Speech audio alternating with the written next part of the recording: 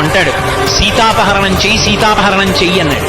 అంటే మారీచుడు అన్నాడు, ఏమిటో సీతమ్మను అపహరించి తెమ్మంటున్నావు, అంత తేలికనుకుంటున్నావు, ఆ దోషం ఉట్టినే పోతుంది అనుకుంటున్నావా?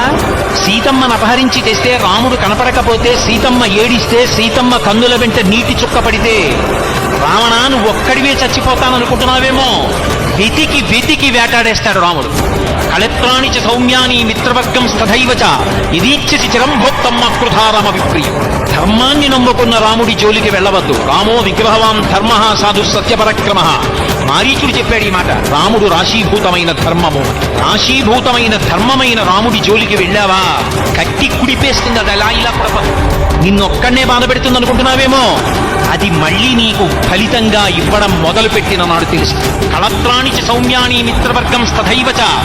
భార్యను, బిడ్డలు, నిన్ను నమ్ముకున్న సైనికులు, నీ ఆస్తి, నీ ఐశ్వర్యం, నీ కాంచన లంక సర్వము నశించిపోతాయి. నువ్వు అలా నిలబడి ఉండగా ఒక్కొక్క తల తరిగేస్తాడు రాముడు. ఒక్కొక్క తల తరుగుతుంటే దేవతలందరూ వచ్చి పైన నిలబడతారు. నిలబడి శభాషను సంతోషిస్తారు. చచ్చాడు రా పాపాత్ముడు. ఆ రోజు తెచ్చుకుంటాడు రాముడి జోలికి వెళ్ళాడు.